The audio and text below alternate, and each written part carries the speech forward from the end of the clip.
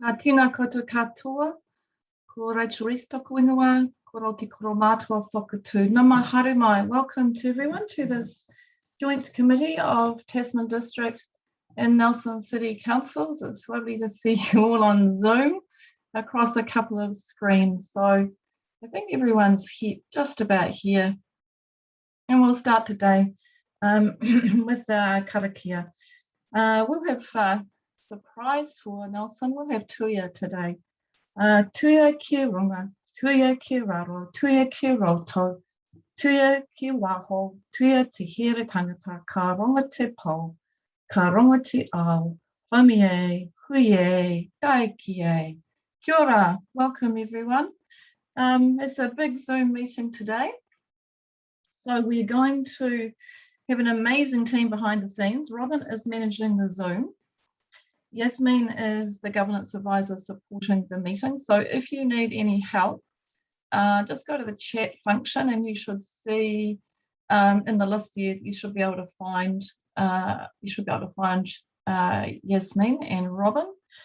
We are going to be using the normal process, muting our microphones if we're not speaking.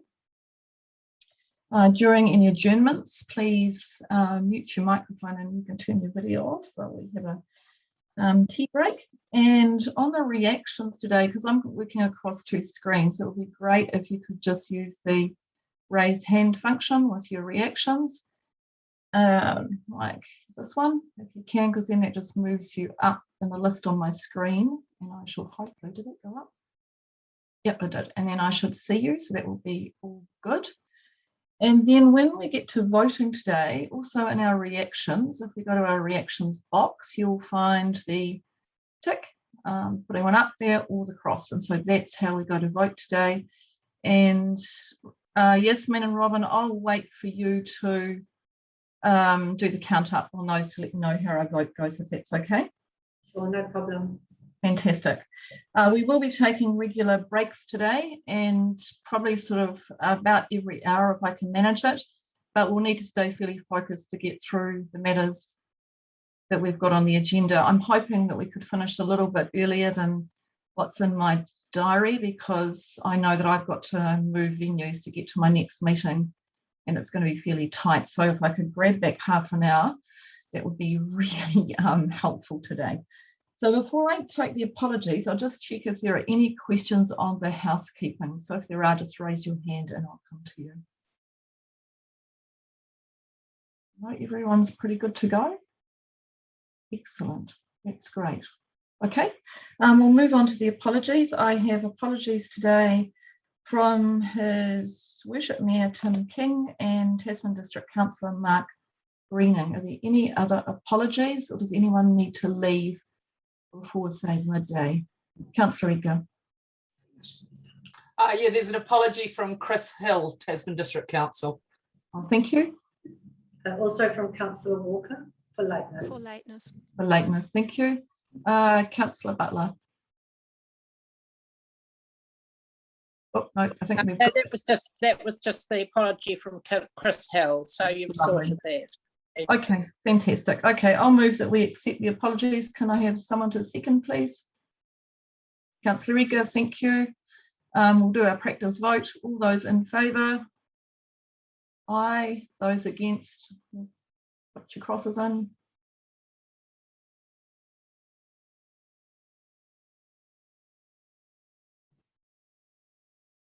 I think we're all done, are we, Robin?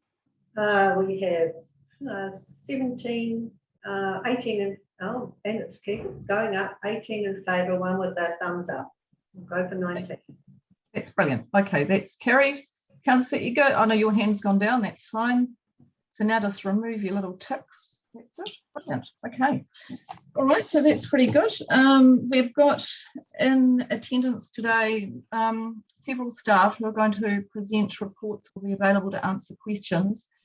So same thing for the staff. If you need to contribute to the meeting, can you just use the raise hand function and then you'll come onto my first screen and I won't miss you. I'll work on the basis that the officers who are identified as their report authors are the people who are going to be presenting the report, although I think for Nelson. There may be somebody else. So if there is, if they could just pop a little comment in the chat box, that would be great. So I know who that is. So first up today, we have an order of business as set out on the agenda sheet. I'm not aware of any changes. We have confirmation of the minutes, and they are set out on pages 6 through 10 of your agenda. Is there any corrections that need to be made to the minutes? Just raise your hand. Councillor Rika. Just a minor amendment, page 17.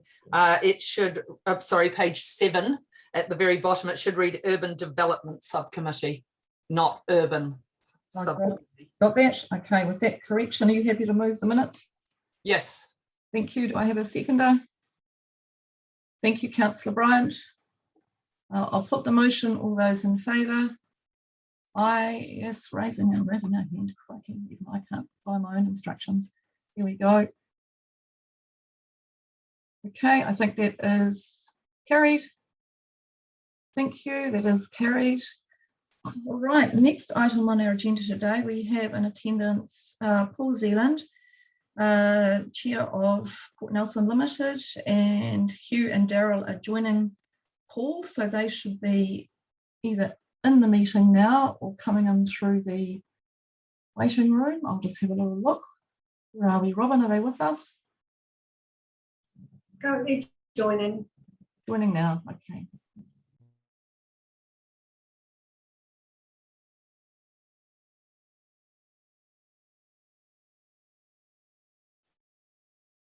Kia ora koutou. Welcome Paul and Hugh, and if Daryl is on another screen, I'll see if I can pick him up. Is he with you today, Paul and Hugh? Just get you to unmute, Hugh.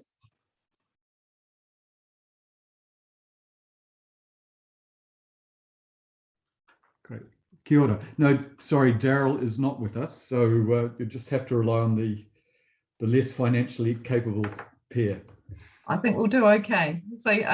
So welcome to both of you. Thank you for joining our joint committee of both councils today. As you see, there is a number of us on the screen, and how we're going to work today is if there are questions or any feedback for after your presentations, the elected members will raise their hands and I'll go and just take them in speaking order. So handing over to you, Paul. And Paul, congratulations and welcome as now chair of the board of Port Nelson Limited. Really delighted to have you in the chair, and enjoyed the AGM the other day and welcoming our newest board member, Gerard, and Meg will be joining the board in the next coming months. So welcome and handing over to you. Thank you, Rachel. Tēnā koutou, katoa. Look, it's a privilege to be here, actually. I've been now on the board for more than a year, and I think now to do as the chair, I'm excited by the opportunity, and I'm interested in the business from my own history, actually, as a marine engineer. So be good, looking forward to it. If we look at the agenda for today, how does the presentation work, Rachel? Has everyone got the pack in front of them? No, they won't do. They will have, I certainly don't. So others may, but it'd be good if you can just run through the slides. Are you controlling the slides, Paul, or is Robin doing that? I think Robin is, from memory, or we just ask for it to be turned over and they get turned over. Okay, that's great. So just fire away, and all things will get behind the scenes. Just check everyone can see the slide at the moment? Yes, we can. Okay, perfect. So if could turn over to the next page, please. That's great. So we've just come out of our annual, you've got the annual report, we've had the AGM, so a lot of opportunity, I think, to talk about this recently, but we will just take a few minutes to look back at 21, and I think the trends that emerge from that, and I'll do that. Then Hugh will look forward to the first quarter recap where we are right now in the first quarter, and then look ahead to the remaining of 22.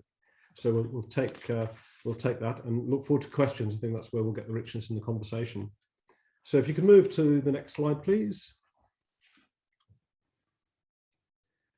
And just 4 key graphs here, which just tell a bit of the story of the last year and trends over years. So as we can see on the top left slide, over the last 4 or 5 years, even with a COVID dip, we've managed to increase our revenue. And although that dipped a little bit with COVID in 2020, Key Connect has been really great at giving us additional revenue and starting to build that up again. So as we know, we try to diversify our revenue sources, and we can see the benefit of that. What we can see from our cargo, though, our cargo itself has went down with COVID and has stayed a little bit flat. So we're hoping 22 and beyond we can see some pickup in that. If you look at the top right, yeah, return on assets and profit both dipped terribly in 2020. That was both due to COVID, but also just a major revaluation of assets. That picked up in 2021. There's more revaluations coming up, and costs continue to be a challenge for us in the environment we're in. So I think we need to just watch that. Our expectation is targeting around 3 with an objective of get to 4% return on assets. So we're very focused on what we can do to lift that return on assets. Bottom left-hand side, if we look at fuel and noise, our fuel consumption has dropped, and that will be directly linked to emissions since COVID. It would be great to say that's all due to efficiencies. A large part of that is due to a reduction in cargo, but there is some efficiencies coming through. We are buying plant which is more efficient than last, so we will be reducing our emissions. But this is a path and a journey we're going to be on in the next decade. The noise one's important, I think, the green line at the bottom there. This is for the significant noise events, which are the over 85 decibel events. And as you can see in 2021, we had no significant noise events which were over 85 decibels. Hugh will talk later, that doesn't relate necessarily to the satisfaction of the community. And we're seeing continued rise in the complaints from the community, many of which aren't linked to noise events from within the port.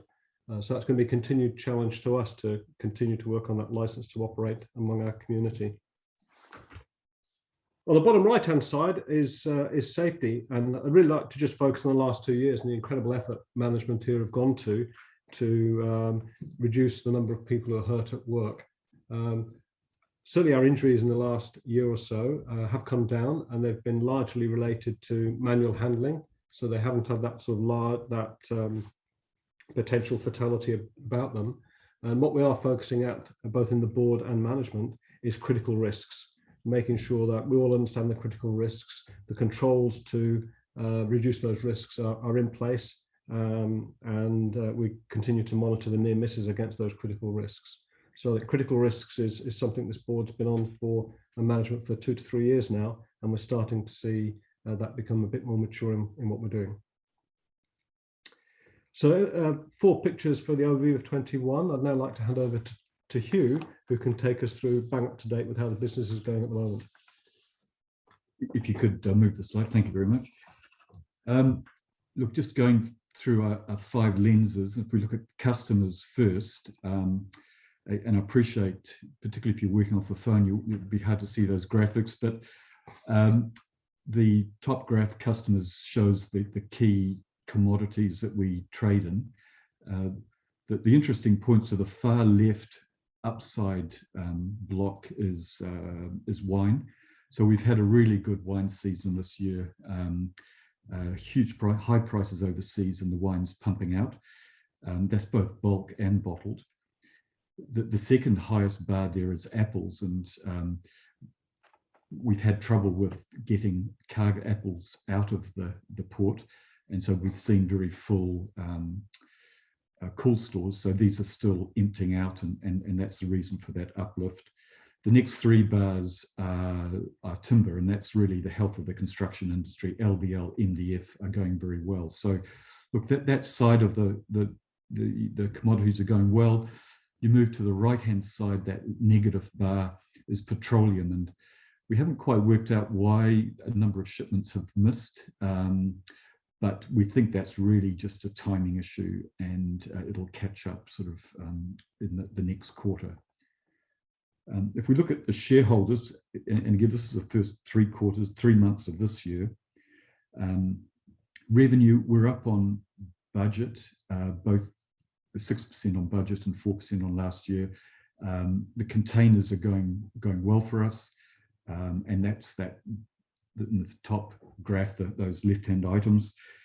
If you drop to the bottom graph, budget, we're actually 40% ahead of budget, and 17% on last year.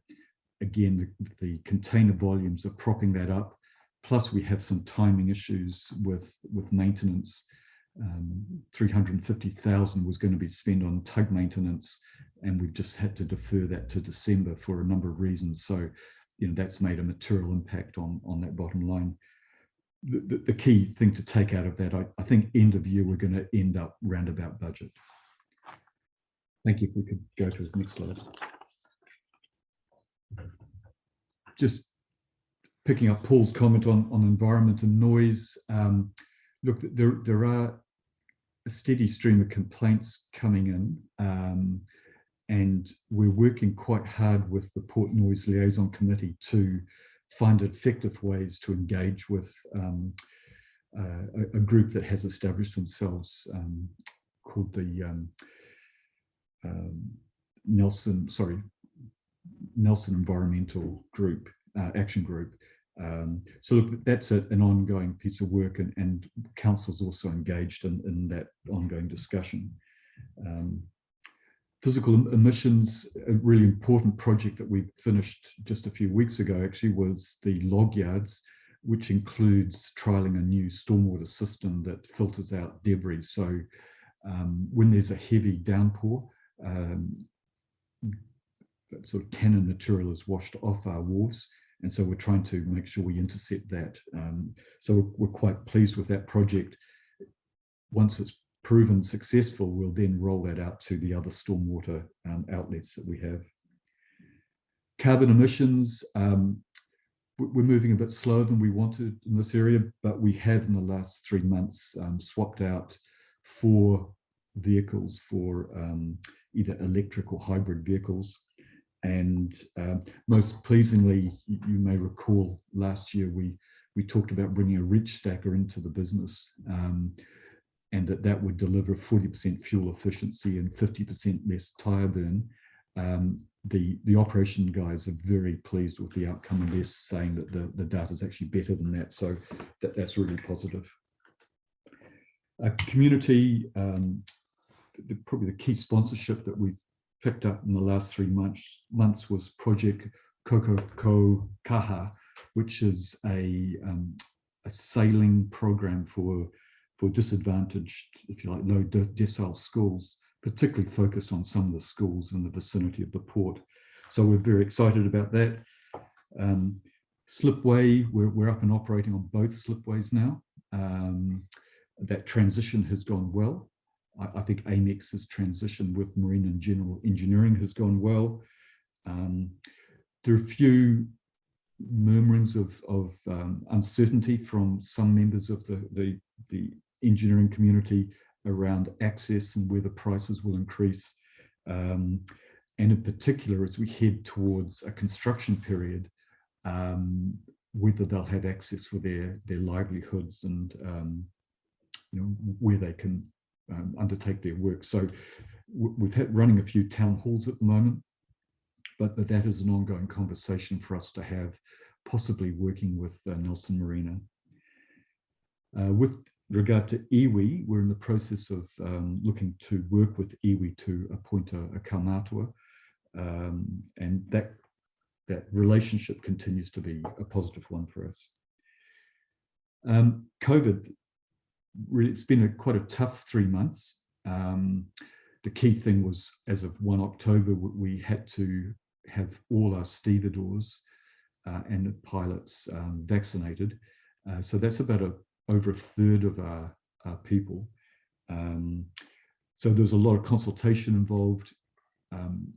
There were a number of people who chose to move on, and there were a number of people that we were forced to terminate. Fortunately, it's quite a limited number. So we have good compliance with the vaccines, or we have full compliance with the vaccines, and we're having strong compliance with the testing regime. I'll come later to how we look forward on COVID. Labour capacity continues to be an issue. A number of sailings, both log vessels and containers, have been impacted by the fact that the three key stevedoring groups, which is the Port C3 and the other stevedoring company, specialised containers, they are either drawing out the time that vessels are here if they can, or not fully loading vessels.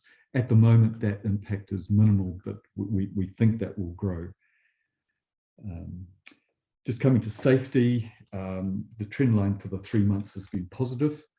We still have a problem with an aging workforce that's doing physical work. So 2 of our serious harm injuries, which are injuries greater than 5 days, have been back strains due to some of the physical work that's going on. So that's an area where we are continuing to have a look at. Thank you. If you could change slides. So if we look ahead for the rest of 2022, the key frustration that the community and the exporters are feeling is shipping volatility, and unfortunately that will continue. We see that continuing for at least 12 to 18 months. Alongside that, shipping lines are continuing to increase their rates. So Pacifica, that does the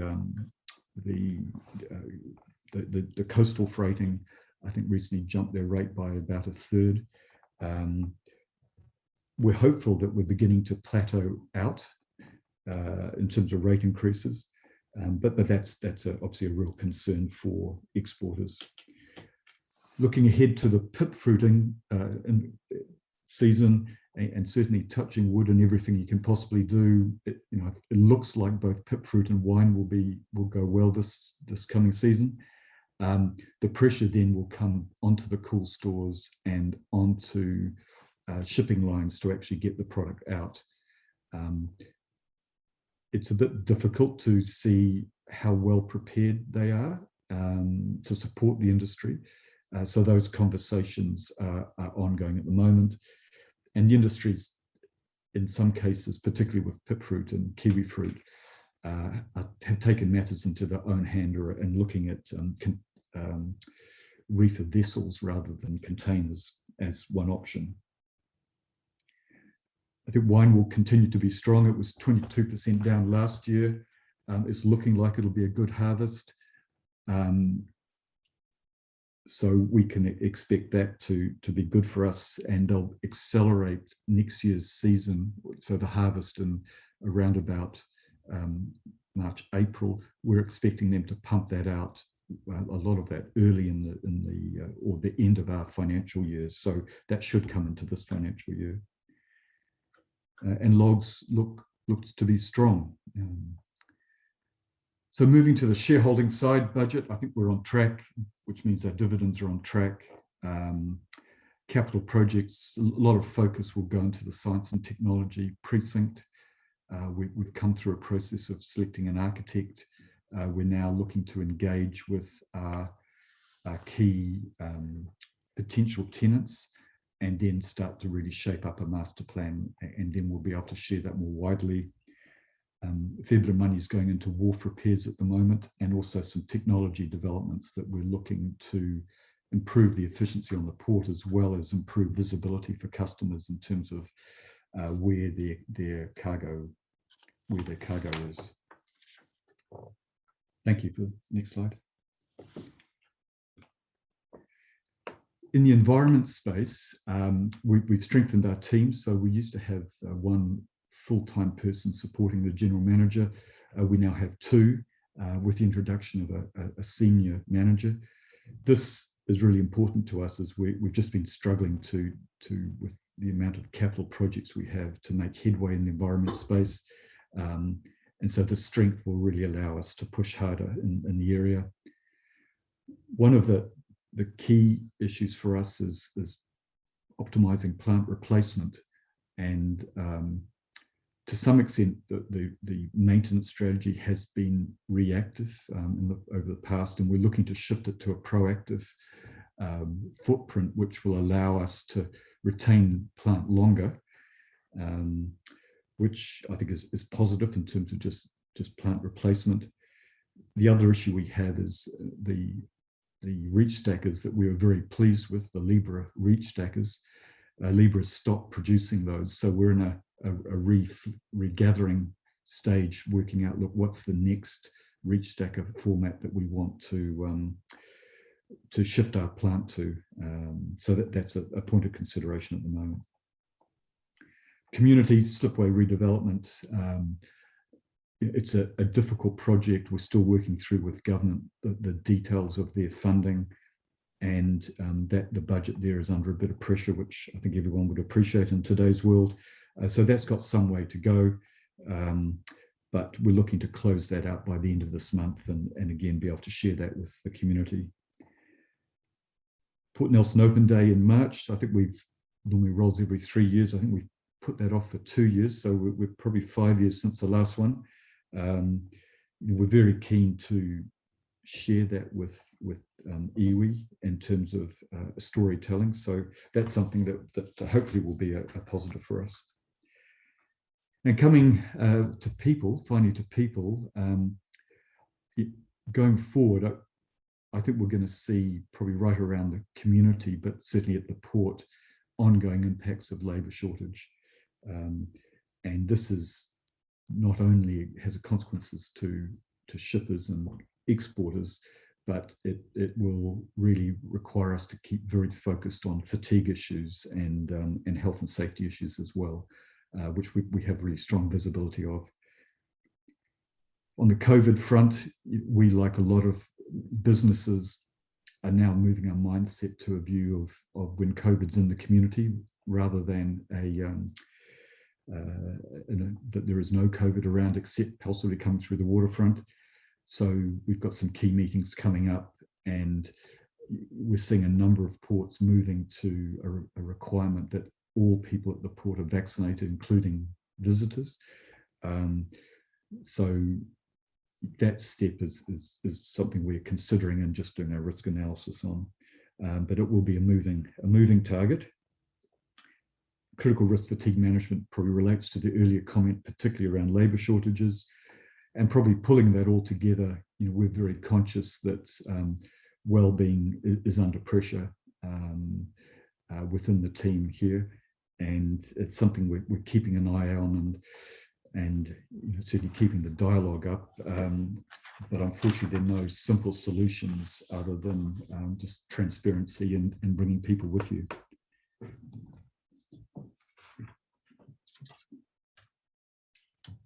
So thank you, Hugh.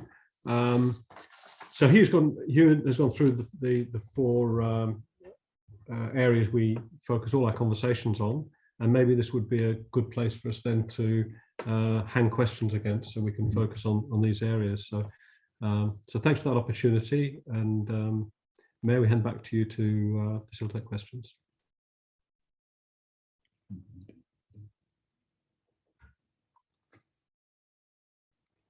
Thank you very much, Paul and Hugh, for that presentation, and I will open for questions. We've probably got, maybe 5-10 minutes max for questions, just to try and keep the pace moving along today with all the presentations. So I'll go to Councillor McGurk, Councillor Tooley, and Councillor Noonan, Councillor Courtney. Thank you, Madam Mayor, and through you. Probably a question more to probably to Hugh. Just really interested looking at your graph about the lost time injuries. It seems sort of flatlined since about the middle of last year, and I'm just wondering if you delved into why it's flatlined. I noticed your comments about the fatigue issues, but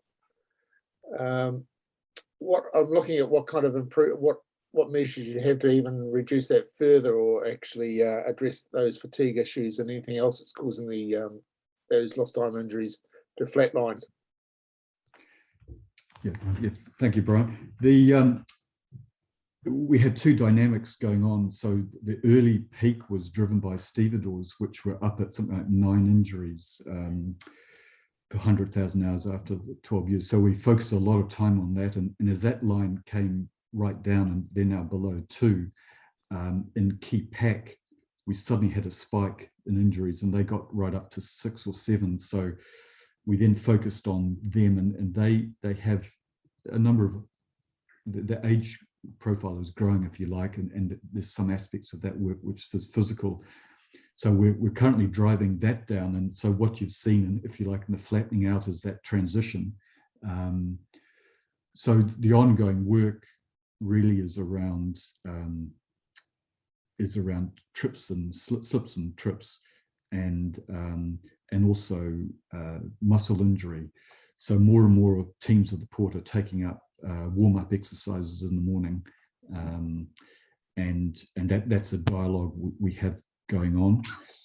I think it's naturally going to flatten out. Regrettably, we'd like it to flatten out below 2, and those, like everything, that last 10% shift will be the hardest. Yeah. Thank you. Councillor Turley. Thank you. I'm just wondering why there are pressures to use reefer vessels over containers. Sure. Yeah. Look, I think nobody wants to use a reefer vessel. That they're more expensive, but some of the exporters led by Zespri like that control, and they like to be have the diversification away from containers.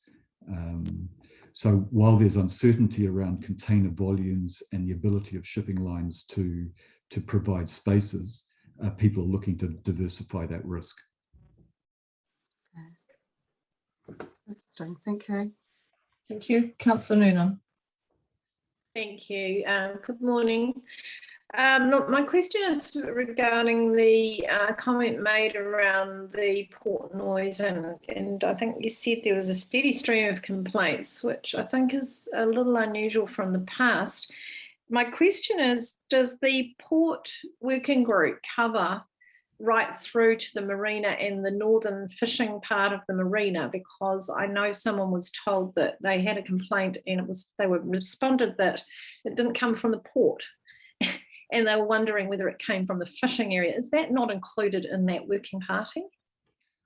No, from our perspective, the Port Noise Liaison Committee really is focused on port noise, controlled by the port. So I think noise outside that doesn't get much profile, if any, attention at the Liaison Committee. And I would hope that that is directed to council, those sort of complaints. So there's a bit of a gap there then. If this person was contacting the port and the port's response was, it wasn't us, we think it might be fishing. I'm just wondering why the whole of the port isn't working together. Okay, I think the main issue was targeted at noise from the port, and that's where the focus has been. And that's how it's been set up. Okay, so that's something that might need a review. Mm-hmm. Thank you. I think that's a takeaway for the Ms. Barton, if she's listening to this one, just around cumulative effects of noise in the plan. So yes, certainly. We'll take that one offline. Thank you. Councillor Courtney. Thank you, Madam Mayor, and thank you, Paul and Hugh, for your presentations today. Very interesting.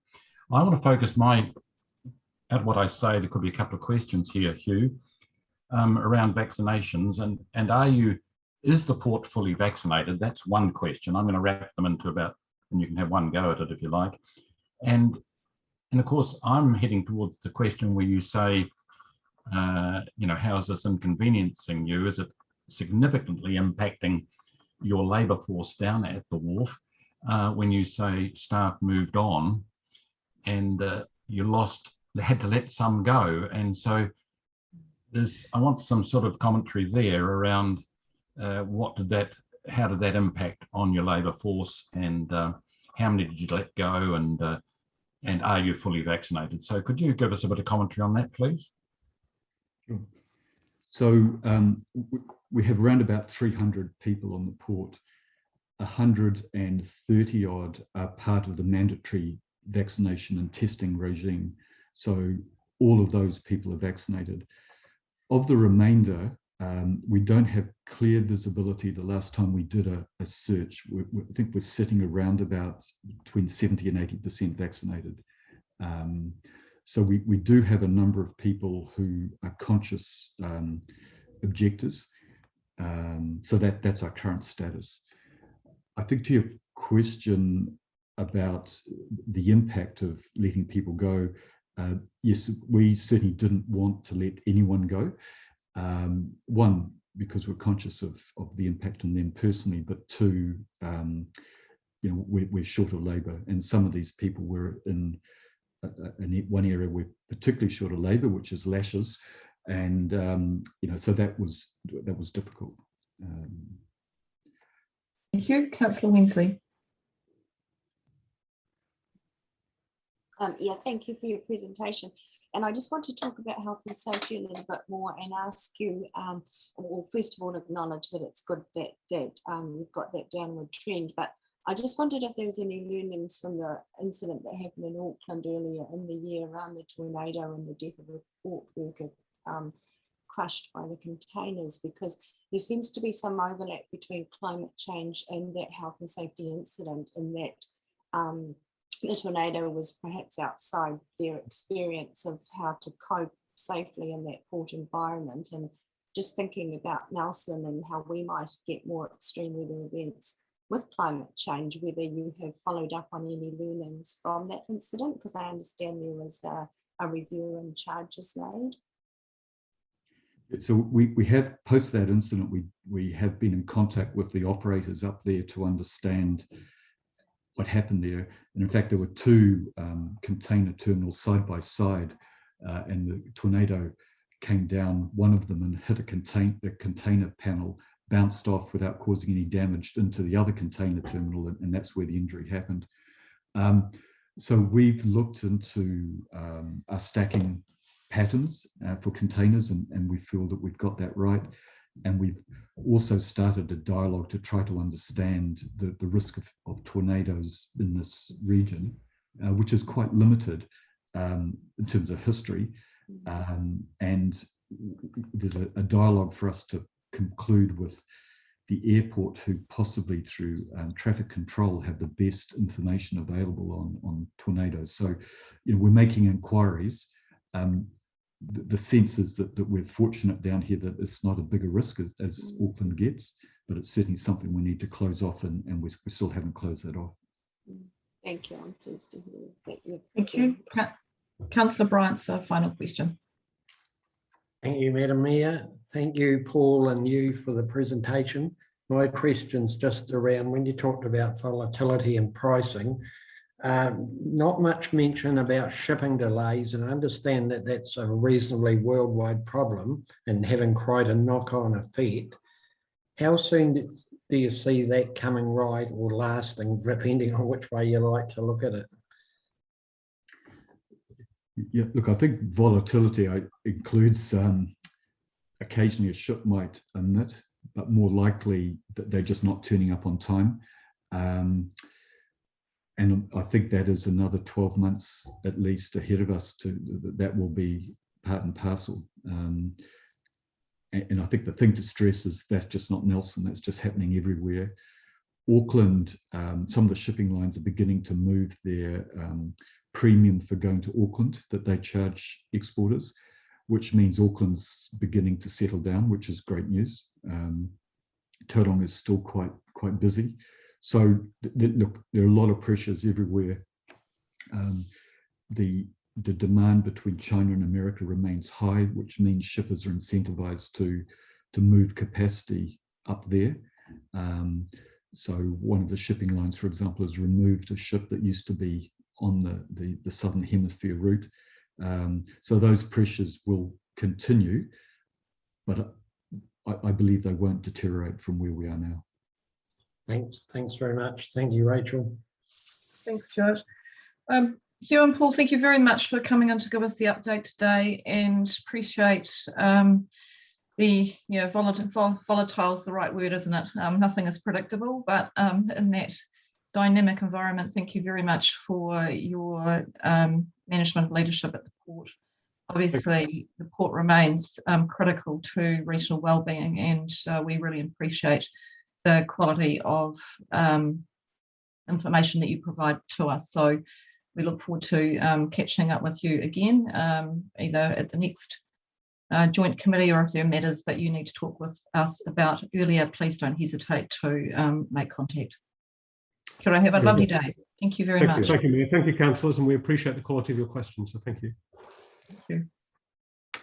Right, committee, we're going to take a quick 5-minute break, and then Nelson Airport Limit will be on. So it is literally 5 minutes to boil the jug, and then we'll be away again. Just if you could mute your microphones and turn your videos off while you're away. So we'll be back in 5 minutes.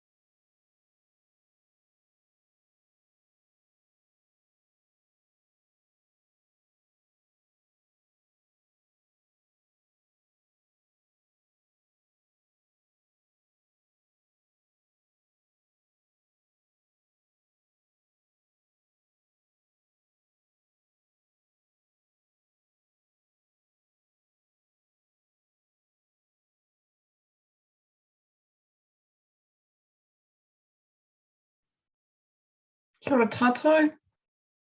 Robin, I'm ready to get going again if you are.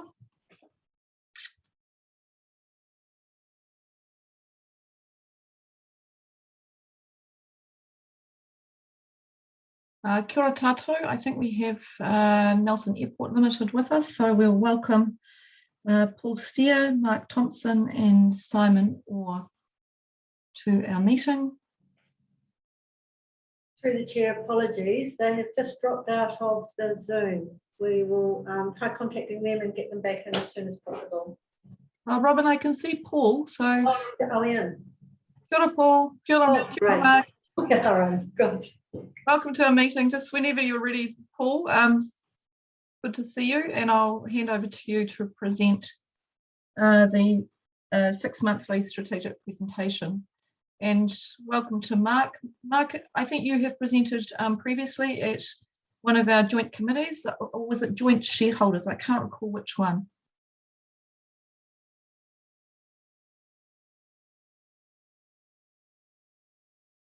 So I'll just wait for Nelson Airport to unmute, and then we're away.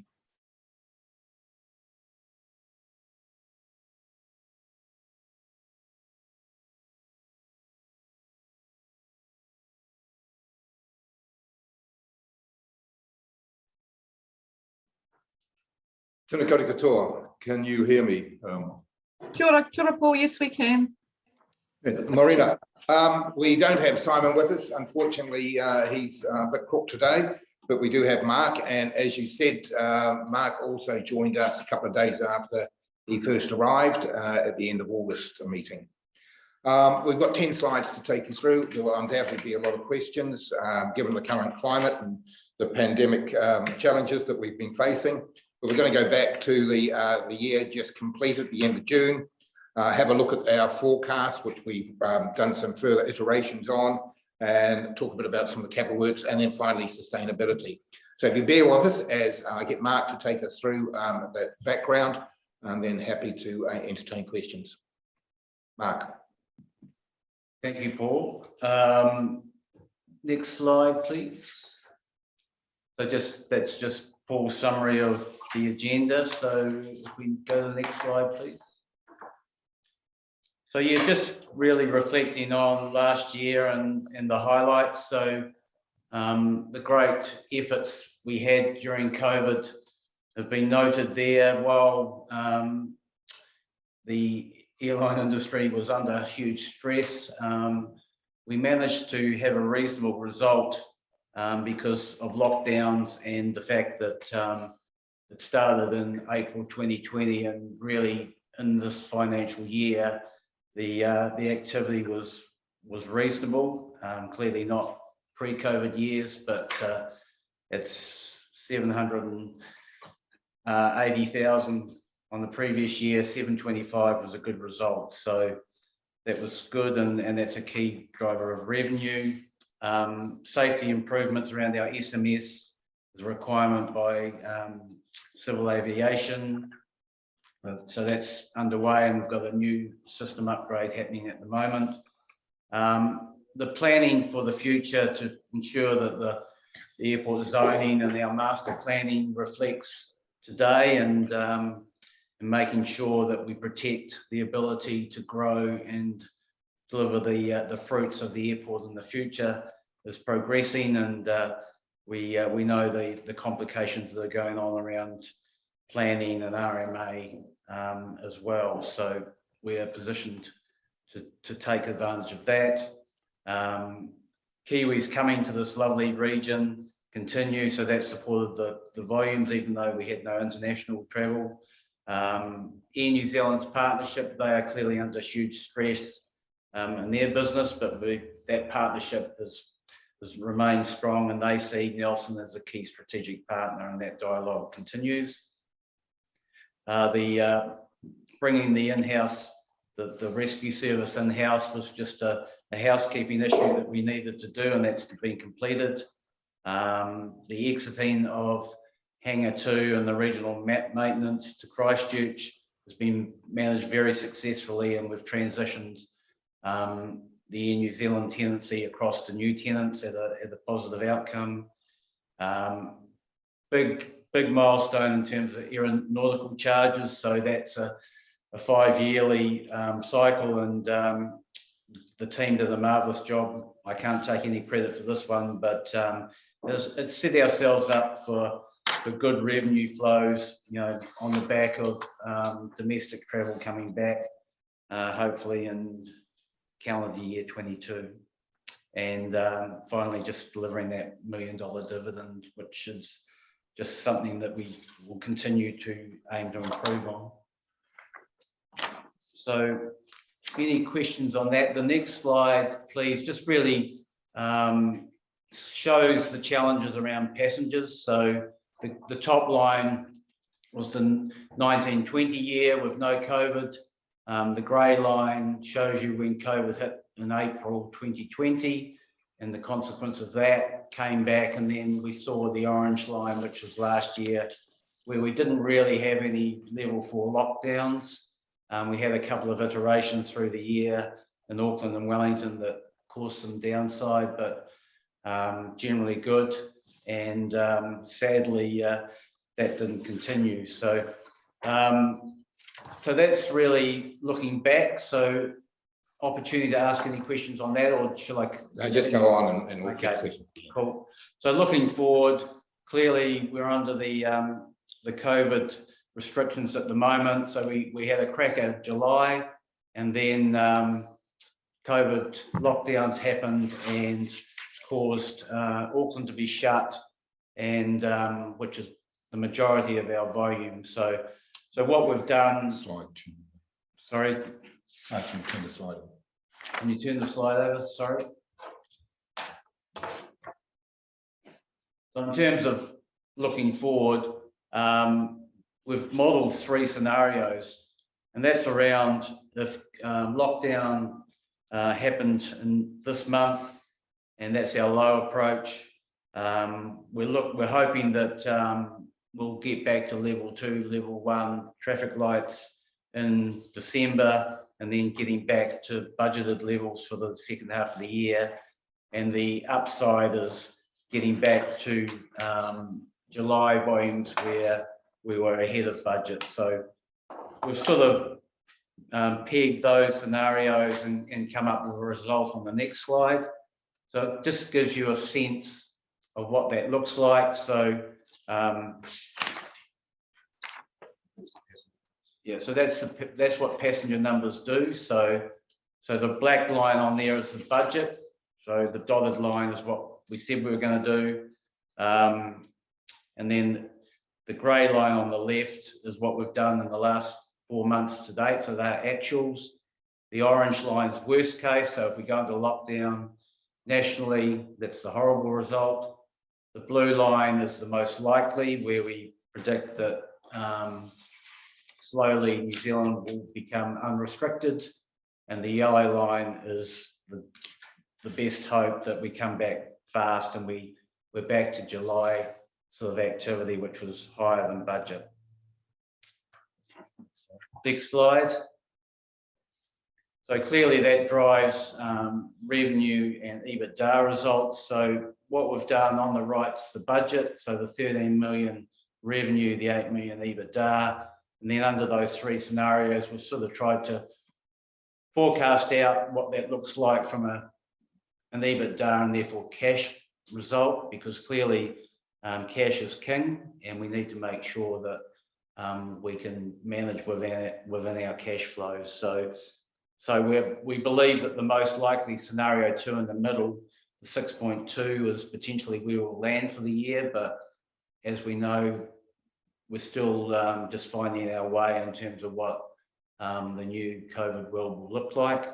Upside is an EBITDA of 7. So we're hoping that it's between the 2 and the 3 is the recovery, and therefore we won't be too far off our budget in the end. So just next slide. So we're just reiterating. So from a cash flow point of view, we've pegged the scenarios on year to date and what those outcomes may be, and then we're modelling those numbers across the next few years and next few months just understanding from a cash flow point of view and our capital program, what restrictions that's going to apply to us and from a debt and ratio perspective. The other key point is around holdco. So the aspiration for that continues. We're just working through the challenges that the valuation process has put upon us. We're answering those questions, and we're hopeful that that will conclude this month and we can get that back up and running. Next slide. So while all that's going on, we're still getting stuff done. So from a capital investment point of view, the completion of the bike hub is done. Hangar 3 is currently being deconstructed. The old freight terminal is pretty much gone. We've ordered the rescue fire appliance, so that's supposed to land in New Zealand early next year, mid next year. We're looking to relocate the rental car facilities from the Portacoms into the premium car park, and we've got the perimeter security fencing approved and to be completed this year. Other initiatives underway is around the apron development to accommodate with the location of the terminal now, making sure we can accommodate the 3 main airlines and ensure there's a good customer experience and the safety is maintained. The airside covered walkway is pending. We've got some changes with the apron there that may improve the experience and not need that, so that's just been reviewed. And the location of the new fire and incident management centre has been planned as we speak. Next slide. This is probably the most exciting one because we're forming a view that we want to become the blueprint for airports in New Zealand around sustainability. And while that's still wet paint and we've got a lot of work to do, we firmly believe that Nelson is well positioned to take the lead on this. We've got the housekeeping around stormwater to be completed. The coastal erosion report that was tabled at the last committee meeting, we're now costing up what that works looks like. But we're also looking at solar farm options. We're looking at production of hydrogen. We're looking at how we can meet the needs of the airlines going forward about whatever energy requirements they have, and therefore driving our carbon neutrality aspirations as part of that, and being more than just looking after our airline customers, but being a benefactor to the region in terms of renewable energy. So that's pretty exciting. So that's it in a nutshell. So questions, please. Thanks, Mark and Paul. Look, that is a very busy program. Obviously, looking at your alternative scenarios to budget, they're significantly different, but I did note the consistent buffer in terms of revenue that your property management gives you. So good to see that diversity within the revenue streams.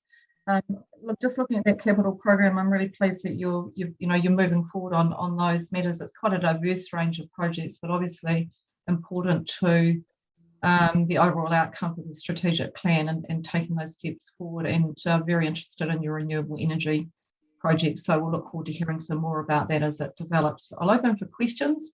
And first up, we have you have a tick in Councillor Courtney's box, but I'm not sure if that's a question or a... Yes, it is. It is a question. Sorry. Thank you, Madam Mayor, and thank you, Paul and Mark. And Mark, I like the word you kept using, exciting and excited future. So that's great. Can I go back? I want to know what the motivator was for you to bring in-house the fire service, rescue fire service operations, please. Perhaps I can speak to that, Mel. For a long time, they've been independent, but there is likely to be some retirements coming through from those people that have been there for all those 25, 30 years. It meant that we could bring them inside, and also they can undertake other duties as well when there were slack periods, or when there were the turnover of shift staff was happening and the like. So it just meant better management, and there was a saving in doing it so inside. It was done with great goodwill on both sides, and it's proving successful. Great. I was hoping you to say savings or efficiencies of some sort. If I can sneak in another one, Mayor Rachel, and that is the perimeter fence. Are there any costs for the airport company in relation to the construction of the airport security fence? Yes, there are. We pay for it all, but in turn, those costs are a part of the modelling we do for the aeronautical charges. So you will have seen some of the west side of the airport has a security fence there that is to be extended around completely around the perimeter. We're getting slightly ahead of the game here because the security requirements will continue to be demanding in the future, as we all know, and we wanted to make sure that we had that one at least tucked away and completed. We sometimes still have issues with people breaking the barriers or going over the barriers. Thank you. Councillor Winsley. Yeah, thank you for your presentation. I was just looking at your different scenarios, the low, most likely, and rapid recovery. My question was just around what would your world look like in the low model, because and what measures do you anticipate you might need to take if that scenario would and does unfortunately eventuate? What would your world look like, and what would the impact on us be? I'll move on to Councillor Bryant, Councillor Ogilvie, and Councillor Mackenzie, and Councillor Turley, and then any other questions we'll send through to the officers to send to the company. Thank you, Madam Mayor. Thank you, Paul and Mark, for the presentation. I just wondered if you could just tell us a little more about relocating the rental cars to the premium car parking space. I take it that's just like a front with a limited vehicles. So the plan is this: the current setup with the portacoms was never the long-term plan. So the aspiration is to put it into the south side of the premium car park, so handy to the terminal, but still allowing the main and premium car parks to exist. And what we're doing is giving the opportunity to the existing and some new players to be part of that footprint. So it's going to be a small building, similar to other rental car properties. So a small building with counters and then the respective car parks of the rental companies. Will there be a restriction on the number of cars per company they can have in that area? Yes and no. There's an upside by giving them more because they pay for them, whether they use them or not. But from an overall airport point of view, we're going to restrict the overall area that they take up. So there's a bit of argy-bargy within that allocation, and then we want to make sure that our other customers don't get compromised, I guess is the key point. Thank you. Thank you. I just want to add to that, the external advice we had in planning the car park precincts, the value car parks and the premium and the everyday was probably wrong. Nelsonians are not going to worry about walking another 50 metres to save $4 a day. And so premium has never really taken off as I might expect. Most of the cars you see in there are corporates being, that's part of the deal, and also a lot of staff. So there's no problem there with restricting that back down, and it will offer a better service for the rental car agencies. Thank you, Paul. Thank you. Councillor Ogilvie. Yes, thank you, Madam Chair, and thanks for the presentation. A hobby horse of mine, what can we do to encourage the link between Rotorua, Nelson and Queenstown in terms of a tourist opportunity, both for visitors and for international visitors as well? Can this be encouraged? I mean, talk to Sounds, talk to Origin Air, talk to Air New Zealand, just try to encourage that link between these three very important tourist towns. The NRDA is trying to promote Nelson and Tasman Kaiteri Golden Bay as much as possible as a tourist opportunity. I feel that people who are going, say, from Rotorua to Queenstown could quite easily, intervene and have a week or two in the Nelson province. Yeah, I think you're spot on. We want to attract, we want to be a magnet to people into the region, and it's just all the levers that are moving at the moment are the challenge, because the airline's clearly unprofitable, so they've got to make sure these things stack up day one, and that's their challenge. Yeah, I understand that entirely. And a further question, if I may, Rachel. You're getting very short on time, David, so if you can make it really brief. Coastal erosion, how's anything been aggravated in the last 3 months, Paul, at all?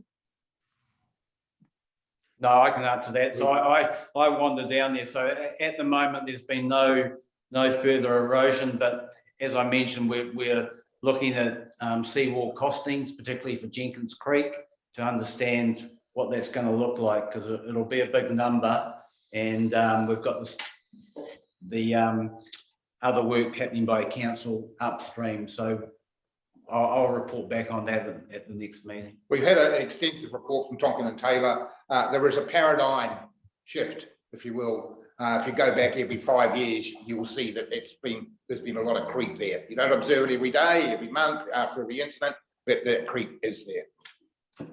Thank you very much. Thanks, Rachel. Thank you. Thank you. Councillor Mackenzie.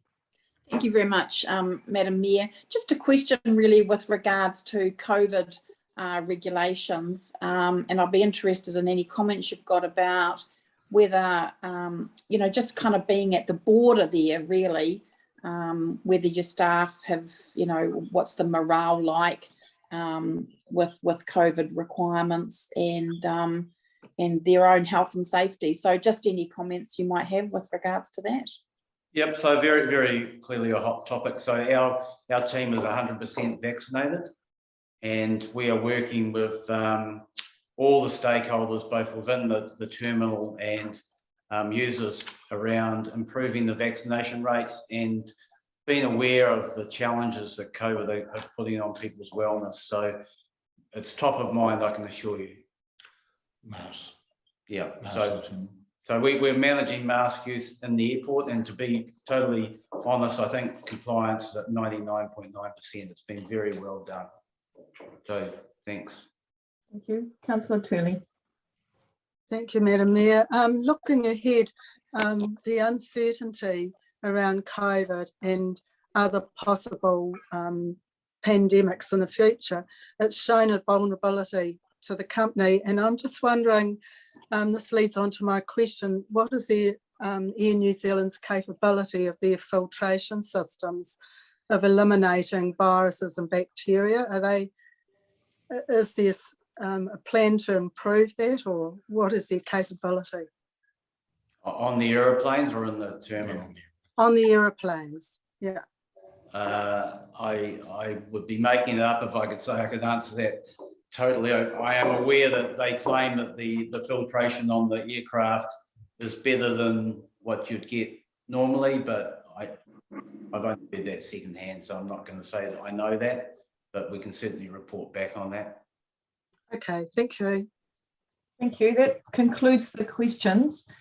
Paul and Mark, what I will do is I'll just make sure that our team, we are recording this session and it is in public, but we're not live streaming it because I was a bit anxious that we'd get to matters that might be around negotiation, commercial sensitivity. So I'll leave our management team to work with you on if there are any statements you've made before about in confidence that need to be attended to. So I won't be able to address that right now, but if the governance advisors and chief executive just make sure that we've dealt with those matters carefully. I don't want to compromise your negotiations that are going on, but we really appreciate the opportunity to have the free and frank discussion with you as shareholders, and just acknowledge the significant challenge that that the airport has faced now over the last 2 years, but also the resilience that I've seen in terms of your planning, adjusting scenarios, and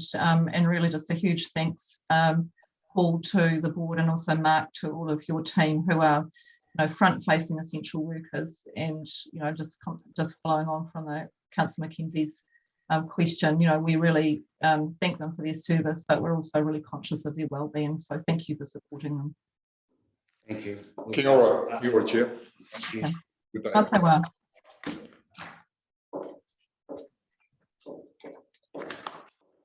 The next item on the agenda is the 6 monthly strategic presentation from Tasman Bay's Heritage Trust, and we'll just welcome Olivia and Lucinda into the hui.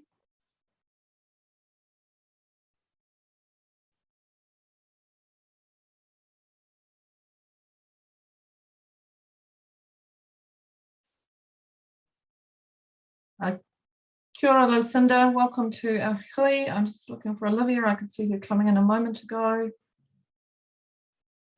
I'll just wait for you to connect. Through the chair, looks like Olivia may not have any sound, and we've asked to turn the video off. All right, Lucinda, are you able to commence the presentation? Oh, here we are. Kia ora. Kia ora, Olivia. Kia ora, Lucinda.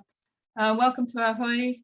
Thank you for joining us on Zoom today. One day in the future, we'll be able to do this in person, but not right now. So I'll hand over to you an opportunity to present your 6 monthly strategic presentation to the shareholders. Kia ora, thank you. Could we have the first slide, please? Great, thanks. Now, can we step back to the last one? Thank you. So this is our 6-month presentation to Joint Committee. We've taken the approach that we will be presenting from 1st of July this financial year. Now, we did, of course, present our annual report to shareholders and to the public last week, and thank you to those of you who were able to attend, and I know there were many pressing events for others who weren't able to be with us that evening. I've sent out our annual report to all our councillors from both councils so that you can have a look at that, and if there are any questions about the annual report for the last financial year, do let us know. Just one note about that: in the PDF I sent out yesterday, it is marked draft. The reason it is draft is because Audit New Zealand have informed us that we won't be audited until early in the new year. So potentially up until March. So until that audit report is confirmed, we have to have drafts. So that's why you'll see the watermark draft on that annual report. Okay, so if we just commence our presentation today. Next slide, please. Thank you. So our key strategic focus continues to be the Archives, Research and Collections Facility build. This, of course, is replacing the building at Isle Park, which we are all aware has come to the end of its useful life, and we need to move the regional collection of Nelson Tasman to a new site to be able to preserve it for future generations. So currently we're actively working on the project, and we've commissioned Aeschylus Project Management to undertake the project plan stage 1 of site and geotechnical survey. So that is currently underway. We are also about to push out with an expression of interest for stages 2 to 5 of the project plan, being site master plan, develop design, detailed design, and procurement. Next slide, please.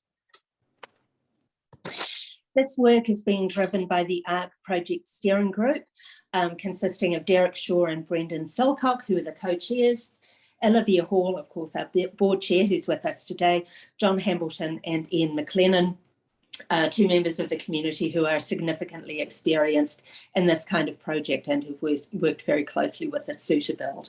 So having their experience in the group is very invaluable. The fundraising working group is chaired by Emma Thompson, supported by Olivia Hall and the staff, and we are currently seeking additional internal project management resource to support the project from the museum perspective. Next slide, please. Okay, so on to this financial year. We have obviously been, as Every other entity and organisation in Nelson, Tasman and around the country are dealing with the impact of COVID-19 since 1st of July. If we look at our overall visitation figures, we are down due to lockdown, which happened 18th of August to 8th of September. And that has had an impact on our visitor numbers, obviously donations and admissions in this quarter as well. And there is once we reopened, under level 2, there was a reluctance to visit under those protocols, but we're really starting to see that pick up again. We've also had low school visitation on reopening under level 2. Shop sales are down accordingly, as could be expected, and we did need to move one of our exhibitions that we had hoped to deliver physically to online. Now that is the light at the end of the tunnel, and I would recommend that you all go and have a look at that on our online exhibition. It's a youth curated exhibition by Garran College student Indigo Kenny, and an expression of youth, from youth, by youth around mental health. So that's a fantastic project that do take a look at, and we're really sad that we weren't able to bring it to Nelson, Tasman physically. Next slide, please. However, and this is our wonderful masked dinosaur here, prudent financial management means that we are still ahead of budget. And we are taking a very conservative approach to costs, being aware of the impact of the virus on our economy. October admissions and shop sales are up more than double the amount budgeted, and we are having some really fantastic visitation since the dinosaur exhibition opened. Next slide, please. So, bit of a snapshot of how we're tracking this year. We had our best ever July, and then we went down with the impact of COVID, low August, very low September, but we're really bouncing back in October thanks to the Dinosaur Revolution exhibition. Now, figures just up to date. We had 7,357 people come through in October, and over 5,500 just to the dinosaurs alone. So we are certainly bouncing back. Next slide, please. We have had a really strong exhibition program this year, and 1st of July, we had 3 fantastic exhibitions on Our Science, Our Future, 100 Years of Cawthron, National Geographic's Rarely Seen, Photographs of the Extraordinary, and Anne Frank, Let Me Be Myself, which was also really noted in that the guides for that exhibition had been trained by the Holocaust Centre in New Zealand, and the guides were drawn from our local school. So it was peers guiding peers in another really strong youth initiative. Next slide, please. So on in October, Dinosaur Revolution, and this is a shot of one of these behemoths being unpacked from our van. Light at the end of the tunnel, which I've already mentioned, and do have a look at that online. It's on with a couple of other online exhibitions, including From Humble Beginnings, which is around Ernest Rutherford, and Everything Was Noise and Movement, which is an exhibition around the Murchison earthquake. Physically, we had Through the Eye of Wakatu, a collaboration with Track Zero and the Nelson Arts Festival. Now, a lot of people have been wanting to see that, so we've picked it up. So if you didn't have a chance to see it last week since opening, please come along. It's in our window, so do come and view that. It's another really fantastic youth project, really around the environment, and the young people there worked with art photographer Tatiana Chitsanava to take their own images. They ran workshops here at the museum, and this is a presentation of their final work. It's a great project. And we also featured Our Climate, Our Future upstairs in the foyer, which is an exhibition from the Ministry for the Environment. Unfortunately, that's gone, but it was really fantastic to host it for that time. Next slide. Okay, and on to talk about our regional collection, and that photo of me is, I think, one of the very first days out of lockdown this year with Pick, obviously, at Pick's Peanut Butter world. And that photo was marking the acquisition for the regional collection of one of only 4 jars of Pic's New Zealand grown peanut butter. So I was being very careful not to drop that very precious jar. That's one of 4 that it's existing, and it's a bit of a challenge for our conservation team and our curators to work out how we preserve peanut butter for the future, but I know that they're up to the challenge. We're also really pleased to have a donation come in of an original 1843 auction flyer for land in Cambria Street, and that came in from Australia. Recently, a collections valuation was undertaken by Dunbar Sloan, and the valuation has significantly increased up to $20 million. We are even more conscious that this reflects the great importance of the Nelson Tasman collection and how vital it is to be able to care for it and for future generations going forward. In terms of making the collection accessible, we've uploaded 590 new collection records this year. We have almost 160,000 objects now browsable in our online collection. And currently we're focusing on collecting from hospitality businesses, from menus, food trucks, local wineries. We're really taking a multicultural look at this particularly, and the food trucks from immigrants into the community. So we really want to capture those stories as part of that project. Next slide. Taonga Māori. So this team has been very busy here this year under the guidance of Te Taiao Committee.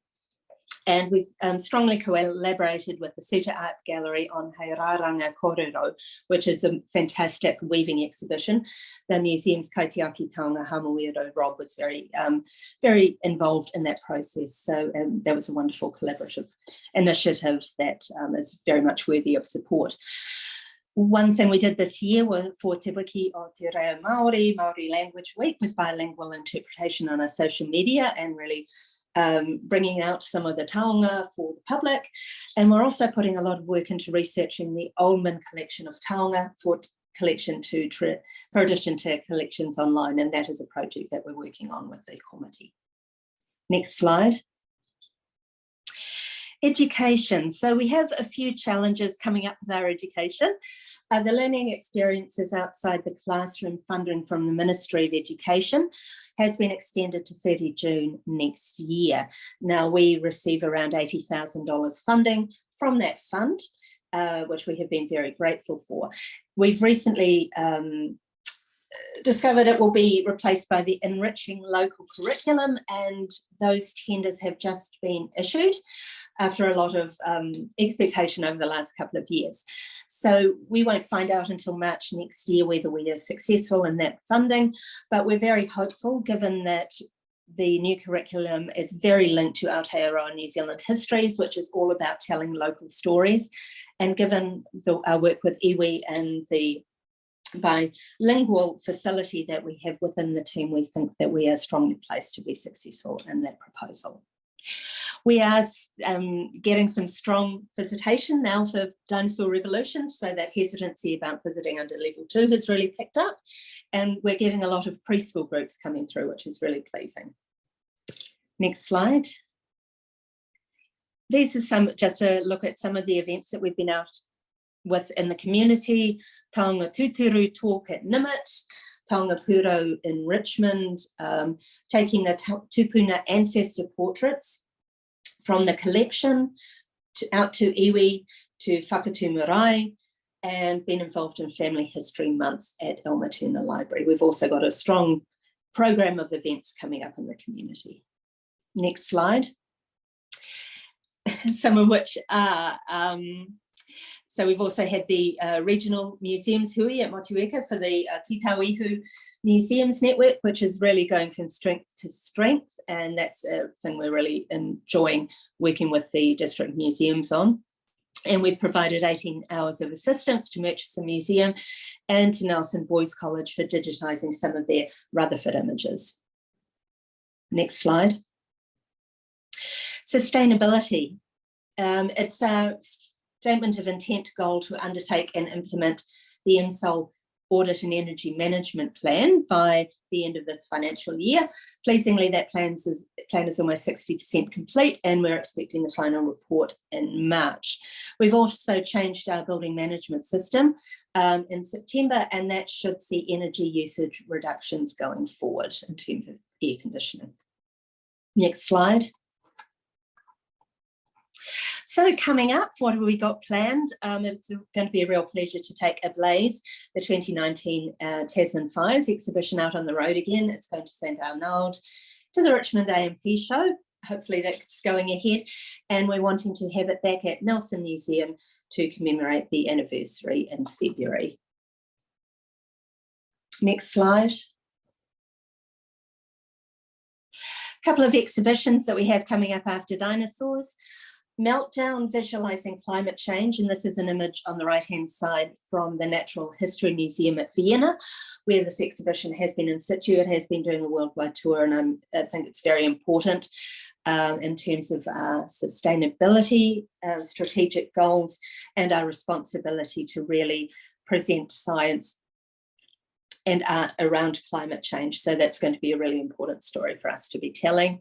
We're also balancing it with Colossal Squid coming from Te Papa, a touring exhibition, which will be really great for our younger audiences in terms of hands-on natural history and natural science as well. So next slide, please. Hand over for questions. Ngā mihi nui, Lucinda, that was absolutely amazing. The amount of mahi and actually the reach out into the community over, this last really challenging period is really impressive. I just want to give you my feedback that people comment to me on a really regular basis about how enriched they're finding their engagement with the work, and I want to personally just thank you for the hosting of and support for the Course Run centenary, such a really important part of our region. Olivia, are there any comments that you'd like to make before I open for questions? And thank you for joining us. No, I think Lucinda's a real pro at running through all the details, just here to help support with questions if needed. Well, thank you. All right, questions? We'll open. Councillor Laurie. Kia ora koutou. Thank you, Lucinda, and thank you, Olivia, for supporting Lucinda. I'm wondering about the ARC and when we're going to see some more images as to what it might be, because the one that we've seen has been around for a while. I know a lot of work's been going on. Is there anything else you can show us that might help us picture what might be ahead, what will hopefully be ahead?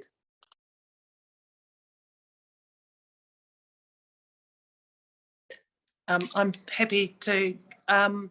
Yes, but we just timing wise, it's probably going to be closer to the new year. It's not part of stage one. It's sort of part of that next stage of work.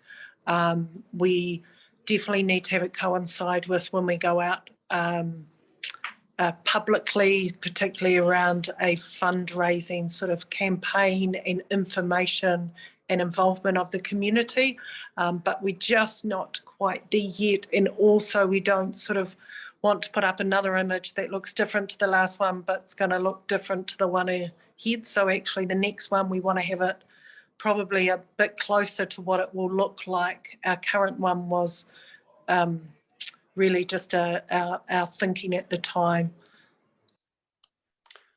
Thanks for that. Have you given much thought as to how the building will interact with Church Street and what will actually be on the ground floor, that street fronting part of the building?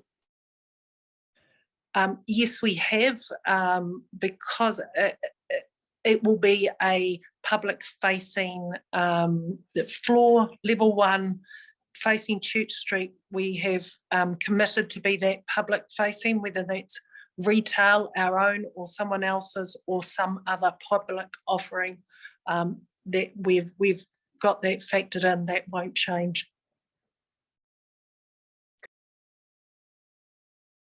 Thank you. Any other questions for Lucinda or Olivia? can't see other hands up at the moment. I think that's because it was such a comprehensive presentation. And I just have to say that a photo of, I think it's a T-Rex crossing Trafalgar Street's become one of my favourite images. So, yeah, very, very, very cool. All right, look, no further questions.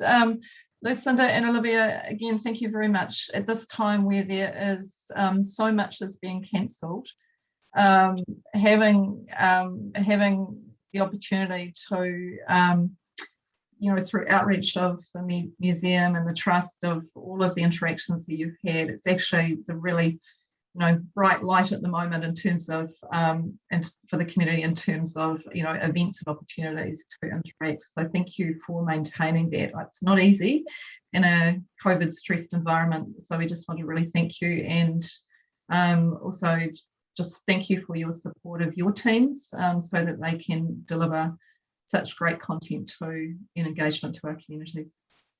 Kia ora. Thank you. Kia ora.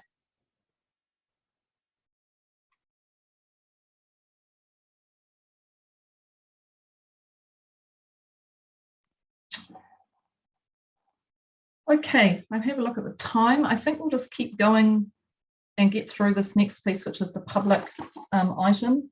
So we're up to item 9 in the agenda, and that is the Future Development Strategy 2022 governance structure to oversee the SCP process. Pages 11 through 19 of your agenda, and I'll invite, I think Jackie and Claire are here to speak to this report. I can see Claire, and I'll try and find Jackie in a moment.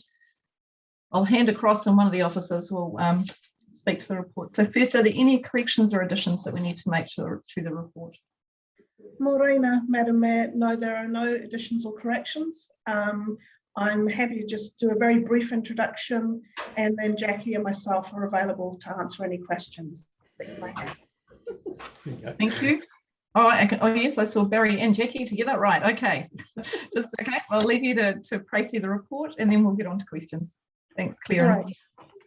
So the report is looking to establish the governance structure for the special consultative procedure for the future development strategy work, and the officers are recommending that we look to establish a subcommittee which would comprise 3 iwi representatives who've got technical expertise in Mātauranga Māori, as well as 3 representatives from both Nelson and Tasman district councils, comprising the mayor, the deputy mayors, both mayors, both deputy mayors, and an elected member from each council.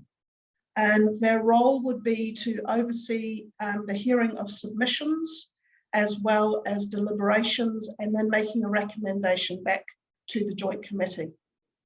And the reason that we are recommending a 9-member subcommittee is that essentially, if you're a submitter, the hearing of submissions by both councils, the full joint committee, could be a little bit daunting given the numbers that are involved. And the other component is that 9 members are seen as not too unwieldy in terms of trying to operate and establish some outcomes. And I just also wanted to highlight very briefly that we'll be reporting to the iwi Council Partnership Group meeting on the 1st of December to seek iwi's feedback regarding representation. And I'm now happy to answer any questions along with Jackie and Barry's help, who are over the detail more than I am. Thank you, Claire. Just in terms of that last comment in relation to Mātauranga Māori representation, the iwi Council Partnership Group is a Nelson hui.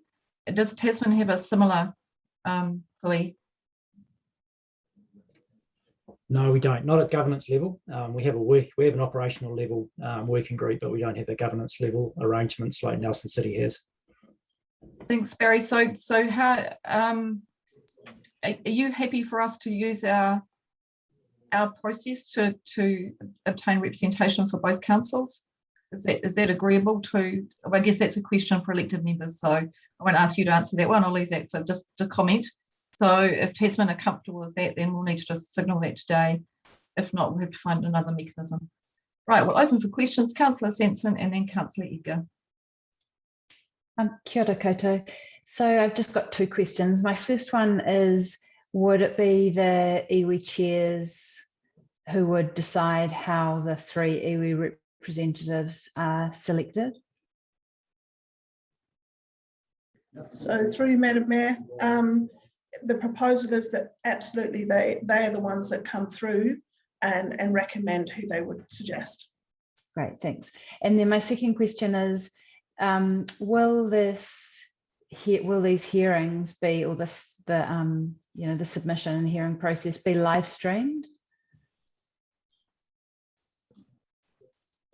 So through you, Madam Mayor, there's no reason why it wouldn't be live streamed. And also if there are other councillors or elected members that have got an interest, there's no reason why they couldn't sit in and listen to those proceedings as well.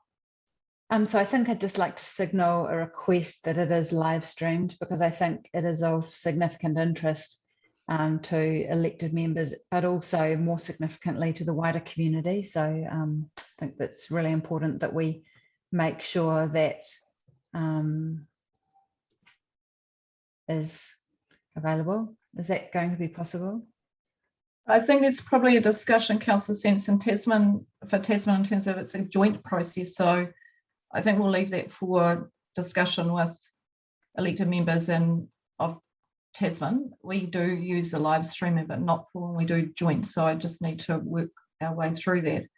Or like today, everything will be recorded. So everything is recorded and uploaded.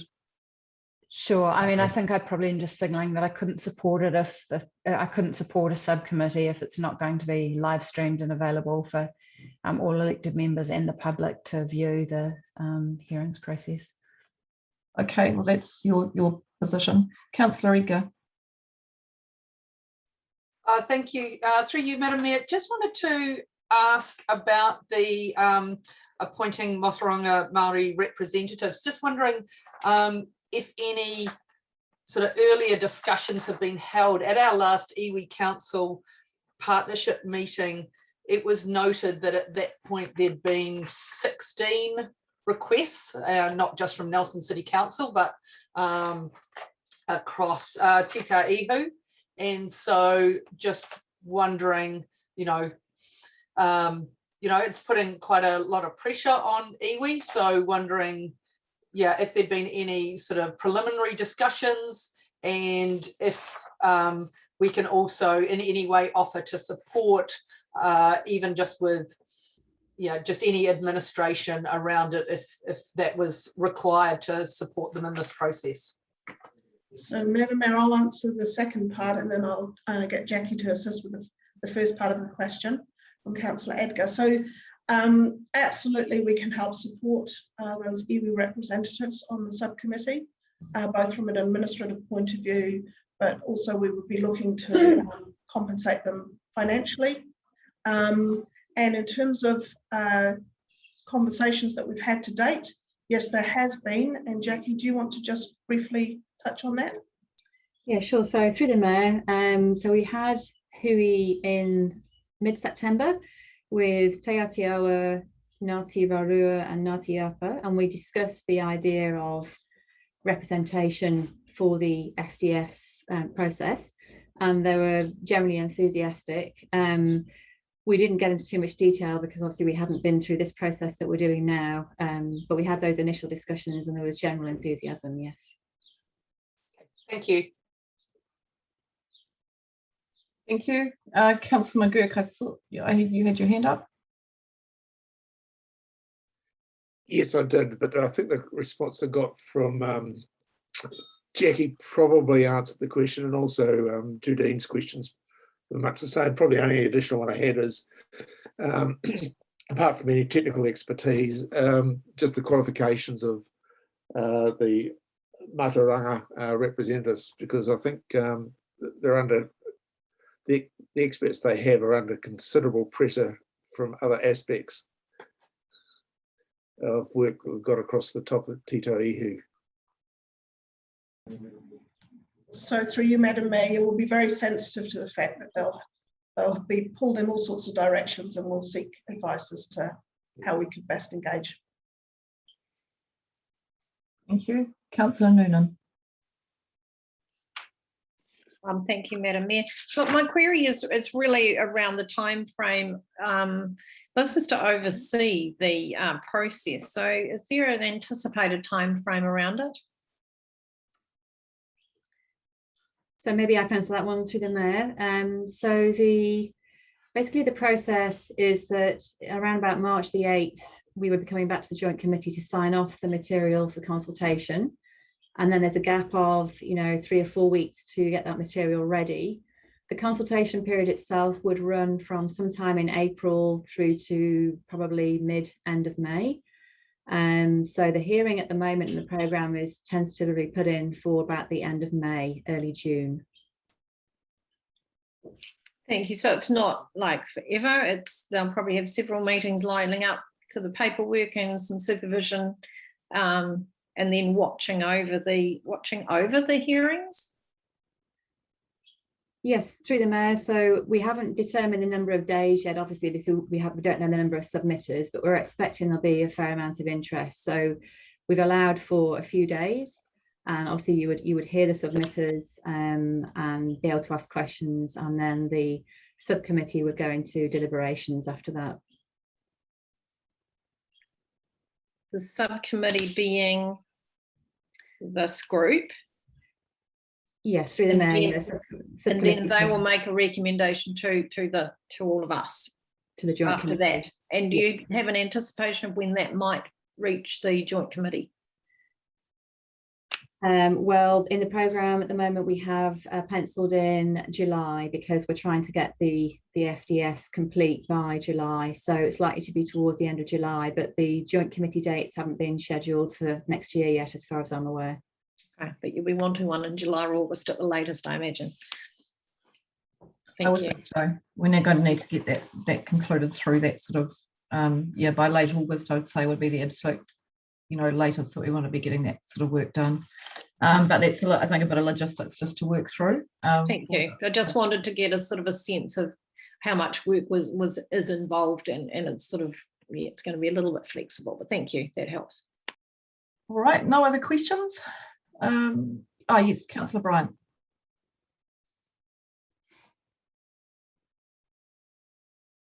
I think you might still be on mute, Stuart. William. You're just anticipating that you were looking for someone to move the resolutions. I am. That would be great. And I'm happy to do that. And from our point of view, I'm happy to name Councillor Mailing as the third representative. Oh, thank you. And would look to yourself or someone from NCC for your suggestion. Thank you, Councillor Bryant. We hadn't got to that point of putting in a name for today for Nelson. So the guess that's the question for the officers. How do we do that if we want to do that? The officers had let me know they were just setting up the process step today. But perhaps we do need to do that, in which case we'll take a brief adjournment because I'm not sure when we're due back to joint committee again. Ms. Barton, do you want an adjournment to sort that out? Yes, Madam Mayor, that would be helpful. Okay, thank you. I think Stuart, you're right. I think I'm just thinking for timing and getting this all sorted out that we probably do need to do that. I was thinking about I was just to do it live on the spot. I was thinking about asking Councillor McGurk if he'd be willing to do this, but I haven't had a chance. So there I am doing it on Zoom, but I probably need to have that conversation with him. So what we'll do is take a very brief adjournment, and maybe Robin, are you able to pop me into a breakout room with the officers? Sorry to interrupt, Madam Mayor, but if you're going to be discussing maybe who, I'm really happy with your suggestion, but I definitely think it should be somebody who's got a making good decisions course, and preferably somebody who has the chairs. And I think that I'm pretty sure that Councillor McGurk got his chair's certificate. Yes, I'm really supportive of that. So I just think that they need to have those skills. All right, well, just give me a moment to have a conversation with Councillor McGurk. I'm not seeing any, and if we're all great, we can probably do this really efficiently, actually, in one go. So take a quick, I'll just give you I'll phone, unless I can get a breakout room. Robin, is there any possibility of a breakout room? Yes, certainly, I can set you up in a breakout room. Who would you like to go into? If I can just have Jackie and Claire and Brian, if you're happy to pop into that breakout room, and if anyone else needs to come in, you'll just need to signal in the chat box, just so we can get this all sorted out for timing. Thank you. Just give me a Thank moment. you. All right, thank you. And everyone else, if you we'll be back in 5 minutes probably, but take 10 minutes, have 10 minutes and have a decent break to get something to eat with. Could I be added to that as well, please? Oh, yes, Yasmin, of course. Thanks.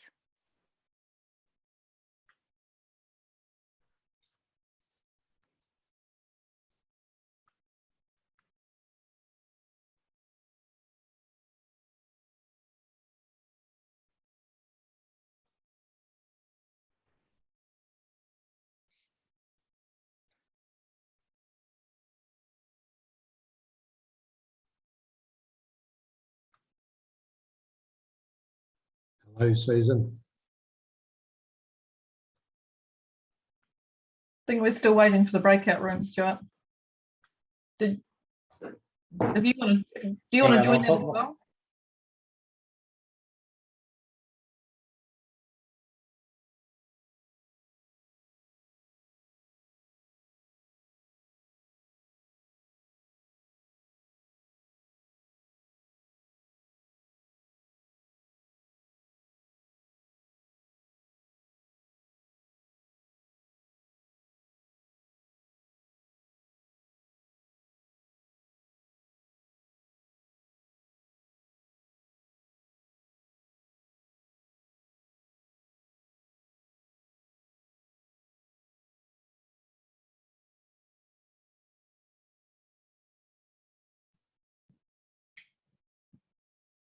Councillor Brian, you have been assigned to the breakout room if you'd like to go into it.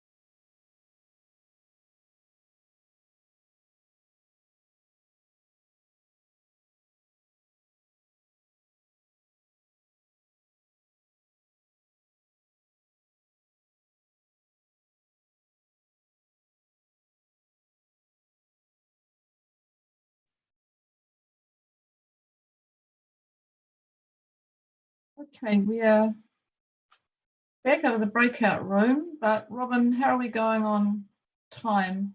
A little bit longer for the break? Through the chair, I think everyone is probably available. Oh, brilliant. Okay.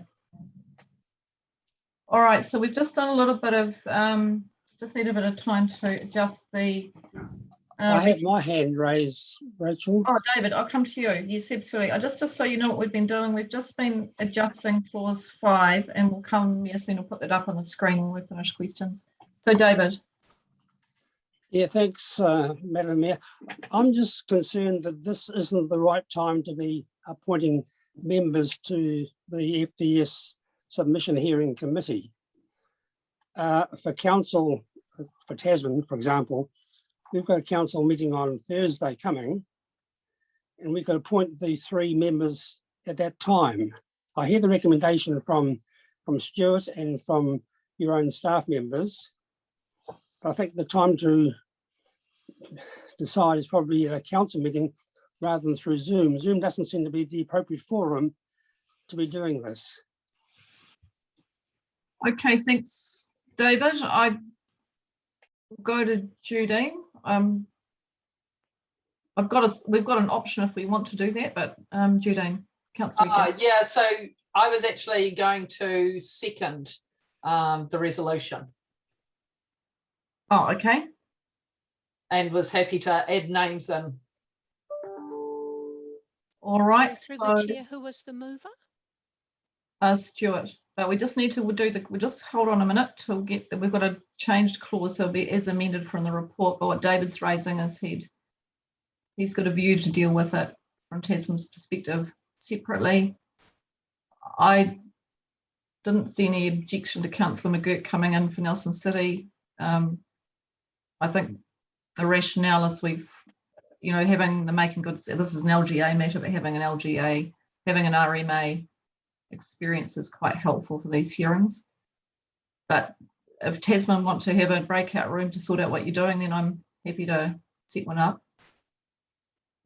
Well, I think, Madam Mayor, that with our full council meeting coming up on Thursday, 2 days' time, that's the more appropriate place to be discussing this. And the 2 days really is not significant in terms of when the hearing committee is likely to meet. And we're talking about April of next year, more likely. So the urgency isn't there. This is where I'm coming from. Thanks, David. So I'll just go to Councillor Bryant. Where are you, Councillor Bryant? Do you want to have a... No, I don't think there's any necessity to. I'm happy to press ahead with the motion because I think this is an agendaed item today. It isn't for us on Thursday. It could possibly be discussed through the Mayor's report, but I'm not sure the outcome would be any great difference anyway. All right, okay. In that case, Yasmin, could you share the amended, what's amended up on the screen? Can I argue against that, Madam Mayor? You can, but just procedurally, David, I need to just confirm that we've got something that's been moved and seconded, and then so just so everyone's got a chance to read that, and then you can speak against that. We've got, okay, so clause 5 is now, this has changed, a couple of things have changed here. One is, so we've said being Mayors, Deputies, Councillor Mailing for Tasman District Council and Councillor McGurk for Nelson City Council, and we've changed the Mataranga Māori representatives to be confirmed, not decided. So the process would be that the iwi Council Partnership Group meeting, which is held at Nelson City, includes all of the iwi. Talking with Jackie and Barry, they'll come and present with Claire to that meeting, and then we'll be asking for representatives to come forward, and then we will need to confirm them because we still need to run through being an SCP process. We have to do the confirmation, but we wouldn't be doing the decision. It's up for iwi to decide who they wish to have in those roles. I think that makes sense to me. I hope that makes sense to everybody else. Any questions on the changes to that clause? Everyone's comfortable? Okay, so in that case, we have a mover, Councillor Bryant, and a seconder, Councillor Edgar. And so I'll now open for debate. Councillor Ogilvie. Yeah, thanks again, Madam Mayor. First of all, I feel it's inappropriate through a Zoom, particularly when we've got, in Tasman's case, we've got at least 3 people not available, the Mayor, Councillor Hill, Councillor Greening, who have also apologised. It hasn't been discussed at our council at all. The 3 members suggested, the Mayor, Deputy Mayor and Councillor Mayling, there's a agenda question there.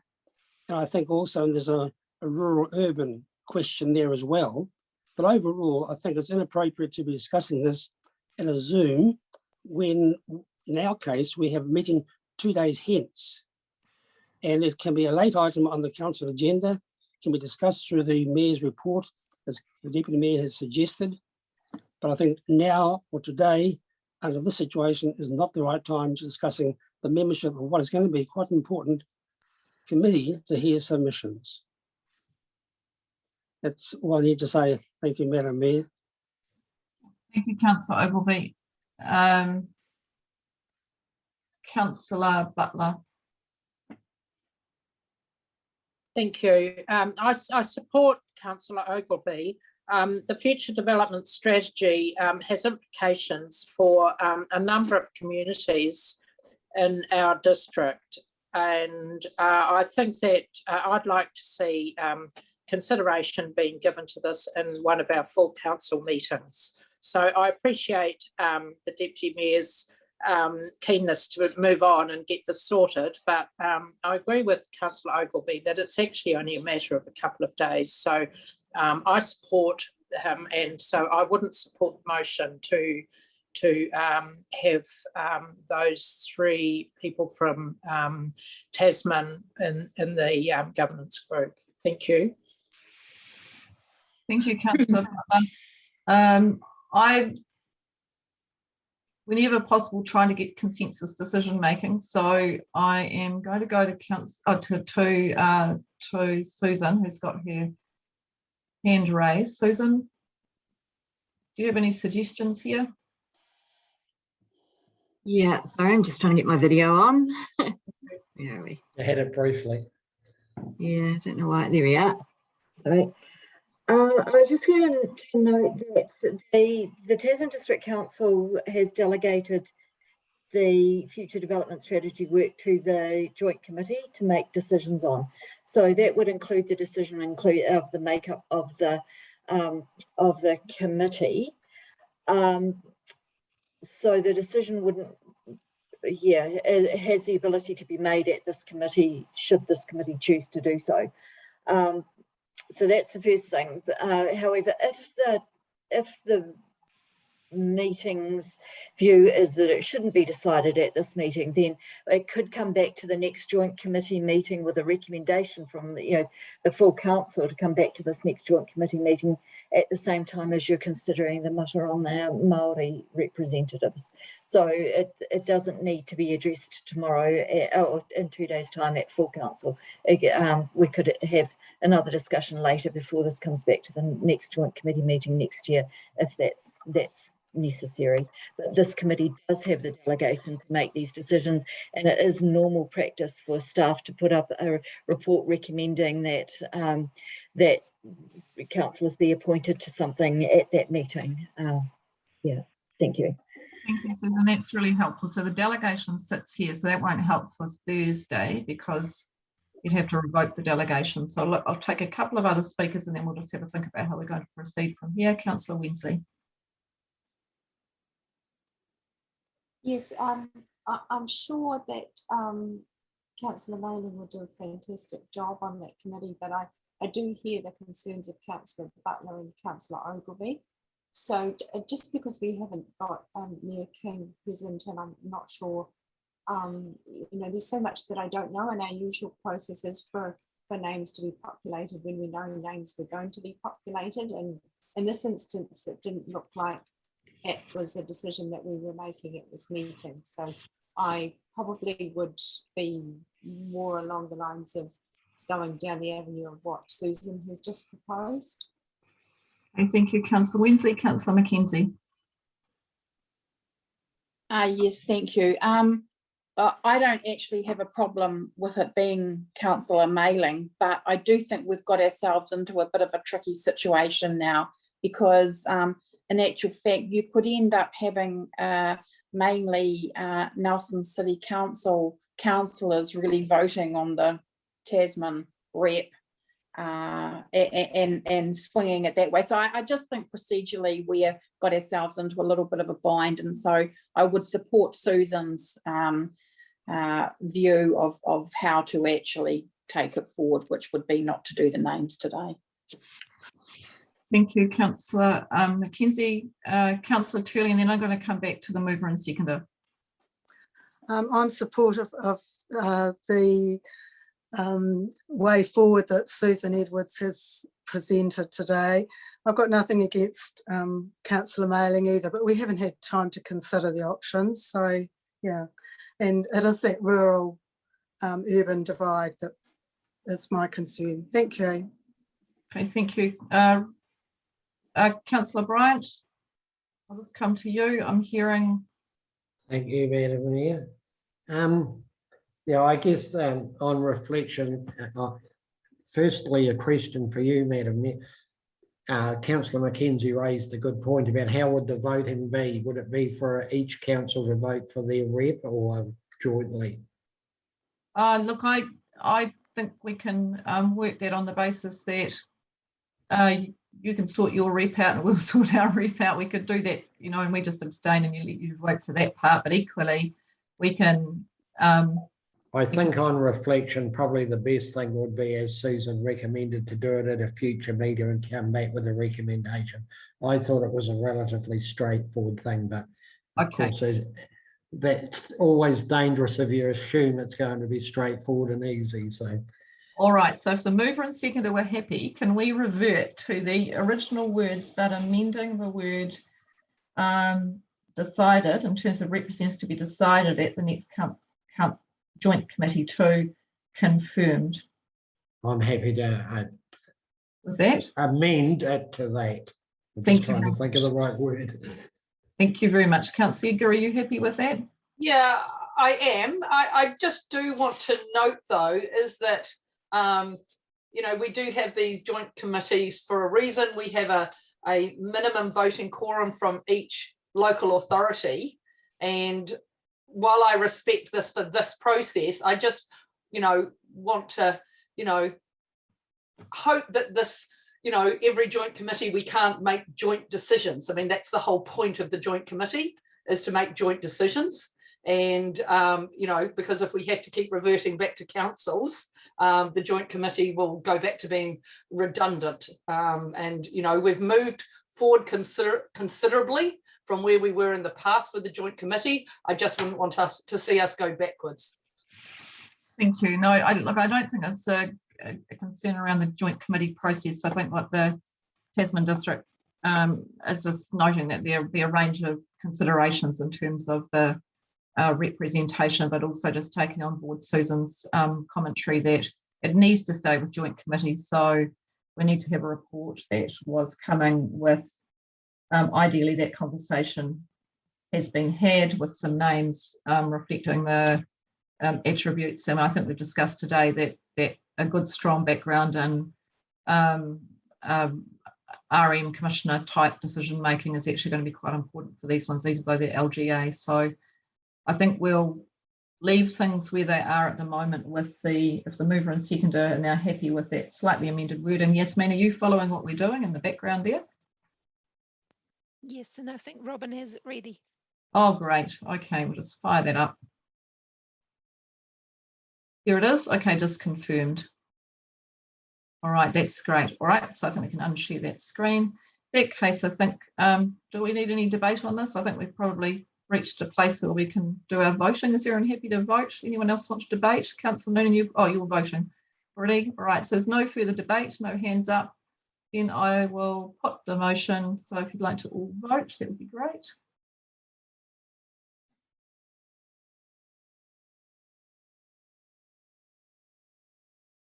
Everyone's had a chance to vote.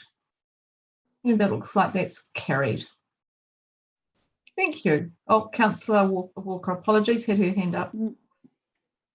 No, the voting was a little tick. The reactions.